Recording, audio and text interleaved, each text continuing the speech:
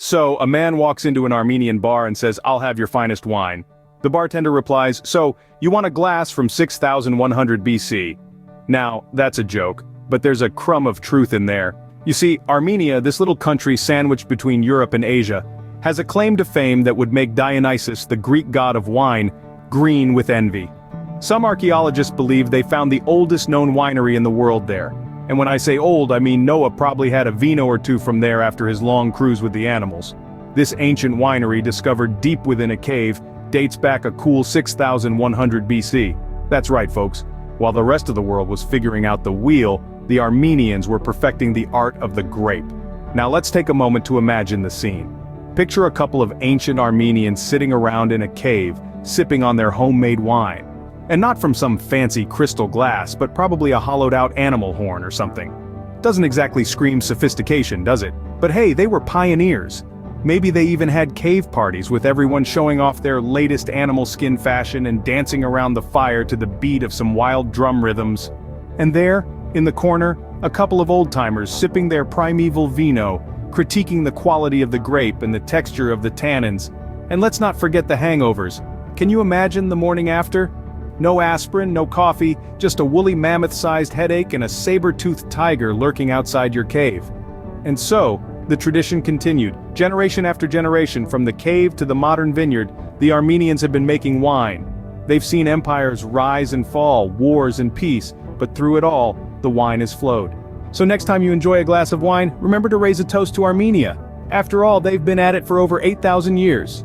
Ever tried to learn a new language? Try Armenian. They've got their own unique alphabet. It's like they wanted to make sure no one else could read their mail. Let's talk about the architect behind this linguistic fortress, a man named Mesrop Mashtats. Now, Mesrop didn't wake up one morning and say, "I'm going to invent an alphabet today." No, he was a monk and he had a mission. He wanted to translate the Bible into Armenian.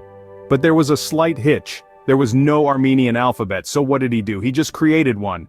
Talk about dedication. Imagine being a kid in Armenia back then. You're just minding your own business, playing with rocks or whatever they did for fun in the 5th century, when your mom says, "Hey, we've got a new alphabet now. Time to hit the books." That's right, 39 brand new letters to learn. Not to mention, the letters look like someone got creative with a set of tongs and a hot piece of metal. Compare that to English, which has only 26 letters, and you might think, wow, Armenian must be hard to learn. But here's the fun part. The Armenian alphabet is phonetic. That means each letter has a unique sound.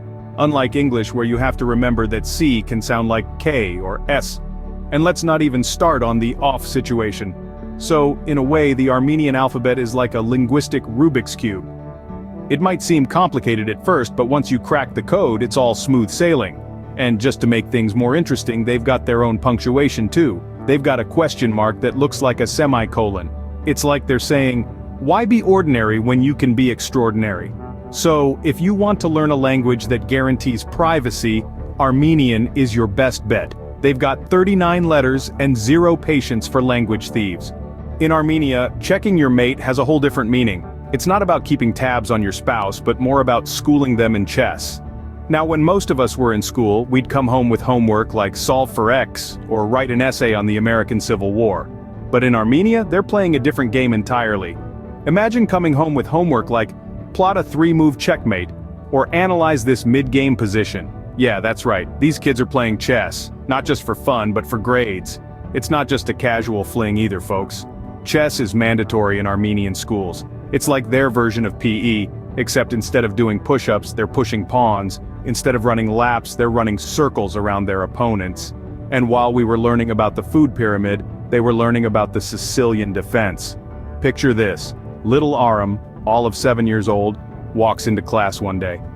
His teacher, Miss Ruzana, looks up and says, "Aram, I hope you've practiced your King's Indian defense. We wouldn't want a repeat of last week's debacle now, would we?" That's right, folks. In Armenia, you're more likely to hear about the King's Indian defense than the actual King of India, but it's not all about the grades. Chess in Armenia is about building strategic thinking, problem-solving skills, and a sense of camaraderie. It's about teaching kids that every move has a consequence, and sometimes you have to sacrifice your queen to save your king. And if that isn't a life lesson, I don't know what is. So, next time you think you're pretty good at chess because you beat your Uncle Bob at Thanksgiving, remember, there's a 7-year-old in Armenia who's probably analyzing your every move. And if you're thinking of challenging an Armenian to a game of chess, remember, they've been checkmating since grade 2. If you think you love apricots, wait till you meet an Armenian. They've got it in their flag, their brandy, and probably their dreams too. Now, apricots are not a joking matter in Armenia. They are a serious business, a national treasure, and a cultural icon. If apricots had a fan club, Armenia would be the president, the secretary, and the treasurer. They're so into apricots that if you're not careful, you might just turn into one after a visit. But let's not stop there. Apricots are more than just a fruit in Armenia. They're a way of life. You see, when an Armenian looks at an apricot, they don't just see a fruit. They see a symbol of the sun, a taste of summer, and a slice of their heritage. And they're not shy about expressing their apricot affection. Picture this. You're at a local Armenian bakery hoping to get your hands on some apple pie. But alas, not a single apple in sight. Instead, you're met with a sea of apricot pastries, apricot jams, and even apricot brandy. A true apricot haven. And don't even think about asking for a peach cobbler. They might just show you the door. And it's not just about the taste. The apricot also has a starring role in Armenian folklore. Legend has it that the apricot is the only fruit brave enough to dare the hot Armenian summer sun, hence its golden hue. It's as if the apricot said, "Hey son, you think you're hot? Well, take a look at this." So the next time you bite into an apricot, remember, you're not just eating a fruit. You're tasting a piece of Armenian culture, a bite of their history, and a slice of their sun-soaked land. And if you're ever in Armenia, well, you better love apricots. Because in Armenia, it's not just about the apricots. It's about the love, the tradition, and the culture that the apricot represents. So, if you're ever in Armenia, don't ask for an apple pie, it's apricot or bust. In Armenia, you're never too far from divine intervention. With a church on almost every corner, getting some spiritual guidance is easier than finding a Starbucks. Now, imagine you're in Armenia. Picture this, you're strolling down the street, humming to the tune of your favorite song. Suddenly, you realize you need a spiritual pick-me-up. No worries, just look to your left, or your right, or just about anywhere. You're bound to see at least one church. In fact, if you're not careful, you might even walk into one because they're literally everywhere. And when I say everywhere, I mean they're like the Kardashians of architecture. You can't escape them.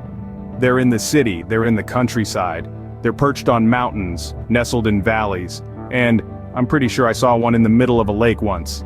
But don't quote me on that. You see, Armenia doesn't just have a few churches. No. They've got more churches than Hollywood has movie stars, more churches than New York has taxis, more churches than, well, you get the point. And these aren't your run-of-the-mill cookie-cutter churches either. Oh no, these are beautiful, historic structures, each telling a tale of Armenia's rich history and deep-rooted faith. They're like the spiritual equivalent of a fine wine. They just get better with age. So whether you're a devout believer, a history buff, or just someone who appreciates good architecture, Armenia's churches have got you covered. You can marvel at the intricate carvings, soak up the centuries-old atmosphere, or maybe even catch a service if you're lucky. But remember, if you ever get lost, just follow the sound of the bells. They'll lead you to the nearest church, which is probably, well, right behind you.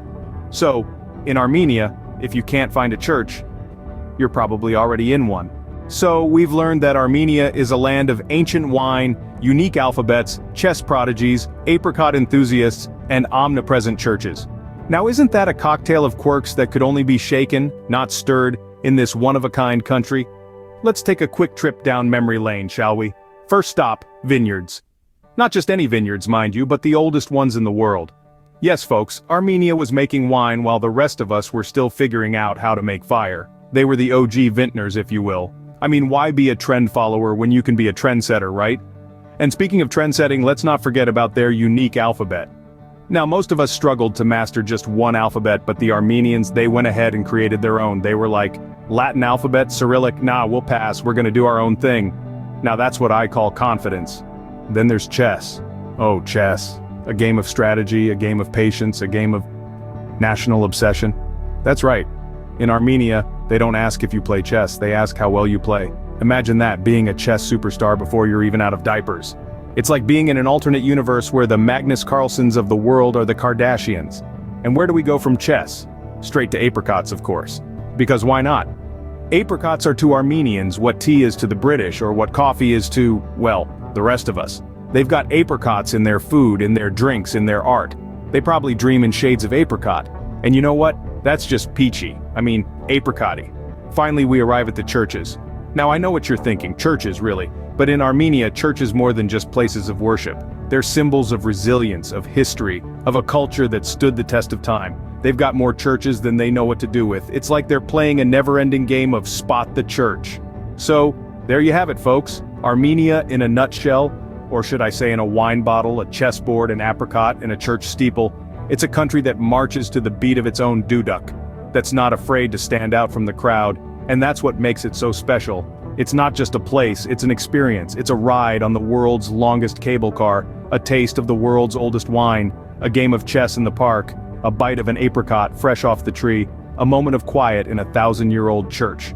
So if you ever find yourself in Armenia, remember to bring your chess set, your thirst for ancient wine, your love for apricots, and maybe a church map. Because in Armenia, they don't just go big, they go ancient. If you enjoyed this journey through Armenia and want more delicious bites of nations around the world, don't forget to subscribe to our channel, Nation Nibbles. Cheers to more adventures.